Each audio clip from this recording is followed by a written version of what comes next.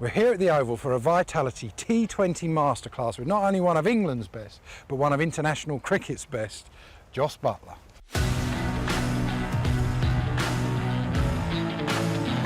What a shot that is, nailed by Buttler. Oh, that'll do for England. Jos Buttler, absolutely magnificent.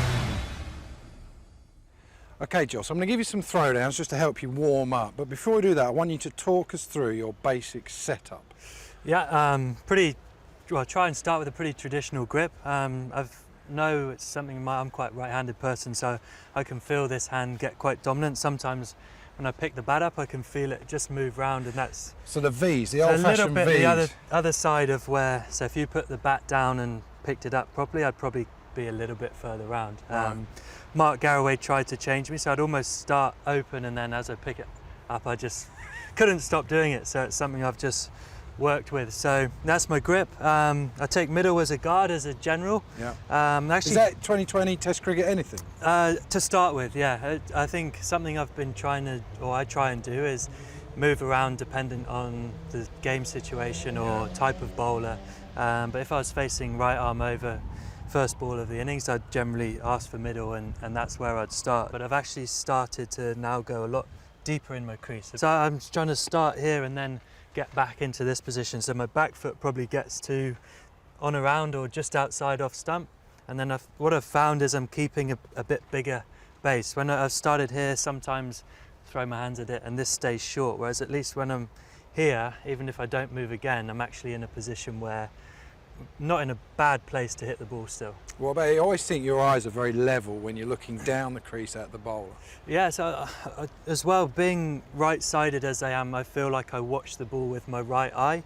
So that's something, so in my setup, I'd face up and I almost try and have my right eye to what would be off stump at the other end if I was, so I almost try and get that eye on there. And actually when the bowler's running up, I'm actually looking at the stumps. I'm almost as a checkpoint of, is my head in a good place? It's not really till that late that I actually look at the bowler. So I'm almost checking on that stump, and then I feel in a good place to go. I almost started to shake my shoulder for some reason as well. I think that is almost to relax. That tends to get me a bit more in a relaxed mode. If this gets tense, everything in here gets tense, and I don't like that.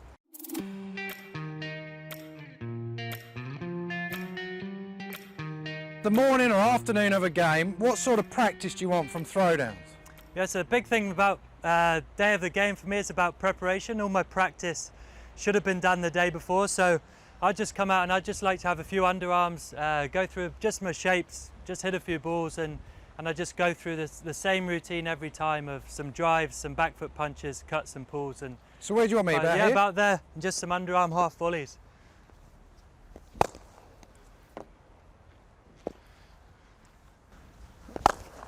Yeah, nice. If I'm feeling like I need a full net the day of a game, then I don't think I've prepared properly. So I try and make sure all of that is out the way. This is just, this looks pointless to an extent, but it's just easy. It makes me feel good about myself. And then I hit some pulls and some cuts. 5 minutes, I'm done, and I've saved my energy, and I feel good, ready to go into the game. And you're really getting your hands through that quick, though. Yeah, I'm trying for pull. This is something almost I feel on the day of a game gets me going the most, is a pull shot. In a game as well, if someone bangs one in, it seems to wake you up. Yeah, I'm trying to be powerful, and then I might do a few coming forward. So you've done that, you've had your underarms, had the pull shots, do a few cuts. What now? Day of a game, that's me finished, and I feel like the rest of it is more about a little bit of visualization. Mentally yourself ready in the game. Like I was talking the day before, you should know, trying to get a gauge of what bowlers bowl when, what deliveries they bowl under pressure. For me, it's very important to try and build up a picture of what's going to come, who I'm going to face. That is easier with experience, because if you've come across guys before, so you've got to gauge on their action a little bit. If there's someone I haven't played against, when they're warming up, I might just see if I can get a bit close to them and get a bit of a watch of their action. Oh, hello, at it already. Well, it's an overused term, isn't it? 360 cricketer. But that's exactly what he is. The fine leg is up. explain how you play the ramp shot. Yeah, so the ramp shot for me, I'm starting in my normal stance. I've got this movement, don't know why. It's like a dummy, isn't it? A little bit of a dummy, but it just, I feel like because I go offside of the ball, this pushes me that way. Right. I don't want to be in line with the ball necessarily. I'm actually trying to get this side of the ball. Just before you go, is this pure, this is 100% premeditated, is 100% that right? premeditated. So as he gets to the end of his mark, I'm trying to say if I'm not 100% in, I'm not going for it, because your success rate, if you're not, is you got to be brave and you got to commit to it. To start with, if I was just practicing this shot, I'd actually stand like this. So I changed my grip, so it's almost like a frying pan. If you just throw a few, then I'm just trying to, it looks very simple, just I'm rolling this side of it. I'm trying not to use my wrists. I'm trying to actually let you almost bounce the ball on my bat. So it's a deflection, actually, I'm trying to use your pace. So actually, if I'm trying to do this, then my timing and everything else has to be perfect. Whereas if I'm just holding the bat there and I'm just trying to let you hit my bat, basically, and I'll use all your pace to generate getting over a 45. So if I just stand, so a little. That's the other reason I quite like doing it in this way, is so you've dug one in there, and because I'm still upright, I can manage to. So that's the one you hit for 6, pretty much. So almost help it, yeah. So I feel like here I've got a chance with the varying different deliveries, whereas if I was going for the Dilshan and you bowl a bouncer, I can't get that. Shot. I see the whole rhythm and everything there. Yeah, and I think that's really important to keeping the pace on the ball. The rhythm of the shot, I think, is almost the biggest thing. For me, I think that's been something I've worked on, is making it a smooth movement. That's why I think that backward press almost gets me into a nice rhythm. I'm almost trying to roll round the ball and roll underneath it. So it's coming, I'm saying, right, I'm going for the shot. See that one as well, actually a little bit more back of a length, but that's the ball I feel like I can then access straight behind you, almost over the keeper. Right, so that's the one over fine leg, but then the captain, he just sends fine leg back, as nearly everyone does for you now. Third man comes up. How'd you get it over third man? A couple of different variations of that one, actually. If he's up, I'd probably go to an actual reverse sweep. So against the seamer, I don't move my feet for a reverse sweep. If you throw the same, actually trying to stay in a similar position. I've gone away from just trying to deflect it that way. I actually quite like, because I want to almost get it up and over. So I'm trying to, so almost dipping my knees, getting underneath it, changing my grip round, and trusting myself that I can help it on its way. Whenever you're playing these shots, reverse sweeps or premeditated risky shots, the odds are generally in your favour, because you're taking into account all the information that's given to you from a bowler and the captain with their field, to then make the decision that actually this is a good shot to play at this particular time. Shot. Oh, he opens up. He opens up. What a shot that is. It's gone all the way. Fast hands, outstanding batting. Now, the other thing that I think you do brilliantly is you use this bottom hand. I was always taught you use the top hand and you just got to play that, keep this out of the game. But you actually do differently. Peterson was the same, Kohli the same. That gives you bat speed. Is that why that comes in? For me, I always want this hand on the bat, and I actually can't keep hold of the bat far enough unless I start to roll my wrist. So that actual, almost a check drive is good for me, or then this starts to come in. And it basically for me came a little bit from, again, exploring how can I get more power. For me, being a right-sided person, this motion and movement felt very natural, and I felt I can actually hit the ball in that position. And also for me, I started to think about Yorkers. So if I'm digging out a Yorker and they're going to bowl 6 Yorkers, how can I get the middle of my bat closer to a Yorker? So if I can get lower and actually have my bat at an angle, then I've got more chance of actually accessing. So rather than doing this, you're rather than doing that, if I know he's going to bowl a Yorker, why don't I get down here and use my hands, use your skill and your talent to get the best part of your bat nearer to where the ball is going to be. So, and also another way of doing that is to change your grip. So someone's really getting them in there and they're back. So I'd actually almost change my grip round to this side. So then my face is more open and again accessing the best part of my bat to where the ball is going to be.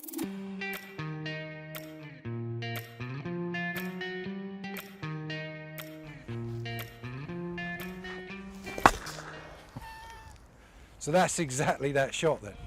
But that's that shot. You see, I'm almost holding, my feet don't really move again, almost holding that position, and then I just want to hit the ball as hard as I can, really. That's how it came to me to start doing this, because I feel like I can hit the ball harder in that way. Oh, shot. And also, again, about that shot, become more aware of in the last few years about the power of that baseball movement. That so you almost bring the hips into yeah, it. so I'm almost trying to use the same. It's my hand speed, but this can fire as well to create power. And what about go leg side? So the Yeah. next ball that he bowls, all right, as long as it's in the right sort of spot, you do the same thing even if you want to take it over the leg side? Not as much. For me, leg side, if I'm trying to hit sixes this side, I'm trying to think of a nice long swing. Back in my crease. Shot. And So almost, actually it's a bit more of an extension with that rather than the quick flick. yeah, I'm trying to hit long almost through those. That quick flick, for me, has started to come in naturally. I think I've practiced it a lot, and if I get a ball that's, I feel like I can't do that to, then that sort of comes in. But also I'm trying to think about trajectory, especially when I practice.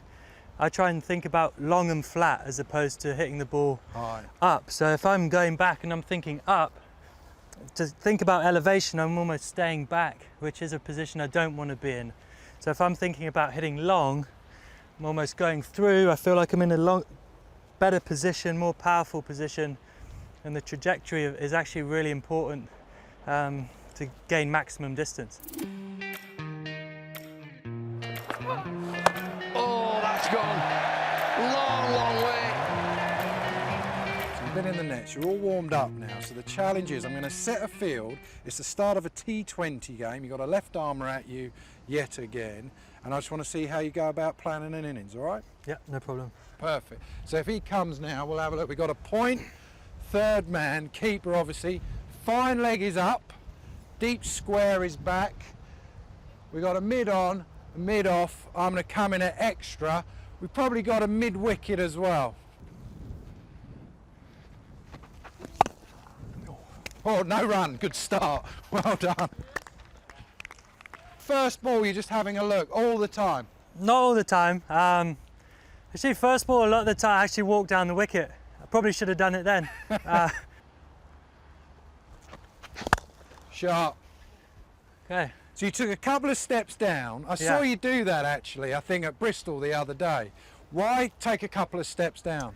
I like it. It's a positive move for me. I'm trying to put something back on the bowler. So left armour, brand new ball, maybe a little bit of shape. You said you had a mid wicket, but especially if he was at slip, I'd have definitely moved first ball, because in my eyes, you're probably going to be targeting the stumps. Maybe you've got a slip, but you're trying to bowl. So if I actually come down and get just as I'm backing myself to hit a straight ball, I feel like it's a positive move for me. It puts something on you as a captain, because I'm actually now in a position where, you know, I'm backing myself to hit a straight ball. If you're going to swing one back and hit me on the pad, it's going to be out whether I'm here or back here. Probably negates it more if I'm down here. So you're actually bringing it into your favour. Yeah, actually bringing it into my favour a bit. All right, same field. Spawned Oh, one. shot, 4 runs. All right, that time you went back. Just to something else. Felt like he would now change his mind. So a little bit cat and mouse. I felt like he may have gone like off cut a slower ball or something if with me moving, maybe push at it. So those kind of things. I felt like if I come back, he may drop his length back as well, because I've been advancing and it might give me a cut or a pull. Right, we're going to change it up now. So now we're going to about the 12th over. You're on 60 or 70. I might be doing you a disservice there. So now I can have a few more men out. I'm going to leave fine leg up, long on and long off are in. All right, you've got deep square leg, deep cover, backward point. Third man is back. Okay. So about the 12th over, let's go. Oh, shot. Right, that is where I feel like I haven't got enough men. So he's, as soon as you've seen that, that's just bread and butter for you, I suppose. Yeah, I think so. I think it's such a big part of my game, even if I don't play it, as the opposition captain, having to factor it into plans. The same for the bowler. So here, you know, saying 12th over, I'm looking around, I think that's one of my best options. So if I then go to it straight away again on the bowler, all right, you would go to what you thought was your best field. So now I've taken you hopefully away from that. So you're now going, okay, actually, I've got to move someone, bring someone else up. Maybe it's mid-off and he goes back. Or... Well, now what I'm going to do now, though, fine leg's going to go back and I'm going to bring third man up. So third man comes up. I'm also going to speak to the bowler and tell him what type of ball I want him to bowl, which you'll probably have an idea about what that is. Is mid-wicket in? Mid-wicket is in, yeah, but we couldn't afford enough people for that. Shot. Yeah, and that's the problem, I suppose. And that was what, pace on? That was pace on, yeah. So I was just backing myself to get bat on that. I only needed, I wasn't the perfect connection or anything, but found a gap. Again, it's another shot that you have got to factor in somehow as the captain and the bowler. So and now I feel like I've got, I've built an over already through one which I didn't feel was a big risk for me. I felt the odds were in my favour. That one a bit more of a risk. I'm not quite as comfortable doing that. But now I've got 2 balls left and you've gone for maybe 9 or 10. And you just milk the rest, so you could almost just, if you didn't have to, 12th over, you're just going to take the rest of the over as it comes. Right, let's change it up again though. Give him 3 or 4 more balls. We'll say it's the last 3 balls. You just need a boundary every ball. So you got 3 balls. What should we say? What do you want, 12? Yeah. Right, 12 off 3. Good luck. Catch him. You haven't even hit that anywhere near the middle, all right? It's not the longest boundary, that. No, it's not. Okay, well, let me make another change. You go back, and then I'm going to bring fine leg up again. Come up. But I'm going to tell him what I want him to do. Square leg is still in. Wide off stump York. So wide York here. Catch him! That can't be 6. Where's that hit on your bat? Just enough. Good technique. Now, what ball did you think was coming? I thought he was going wide Yorker. With these 2 guys up, I either slower ball and wide or wide Yorker. So I thought I may as well stand out here. If he then goes at the stumps, he might bowl me behind my legs, but any bat on that, hopefully I can beat these 2 guys. Oh, shot. So there he came in at the stumps, and I still thought he was going to bowl out here. So, but, if I'm quick enough and able to catch up, I've just got to beat that guy on the ring. But the absolute key looks to me like you're in a position, even though you're thinking 1 ball's coming, you're in a position where you can still play if it's leg side, you can still play if it's wide of off stump, if it's short you can still play it. You're trying to keep your options open. I think I like to move around the crease. I like to move around a lot where I think the ball is going to be. They can bowl different ball, and as bowlers do now, set a field and bowl the wrong ball. Bluff has become a very important aspect of the game, but I'm trying to maneuver myself into positions which I think bring it into my favour. So as you would if it was, start of innings, I talked about middle stump, that's my guard. Well, when things change, if he's going to bowl out here, I can't hit the ball everywhere from out there, so I may as well come out here. If there's 90% chance of him bowling wide, I may as well stand there. If he bowls me behind my legs, fair enough if you're brave enough to go for it, but I feel like I may as well manoeuvre myself into positions that allow me to access all the ground. Right, that's the fielding challenge done, so now we're going to have a bit of fun. Going to lob you up a few, we're just going to go for some range hitting. You've got the whole of the oval to go from.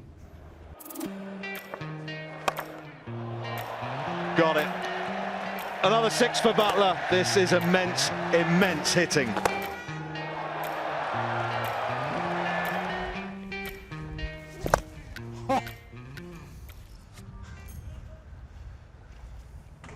Oh, not bad, into the second tier.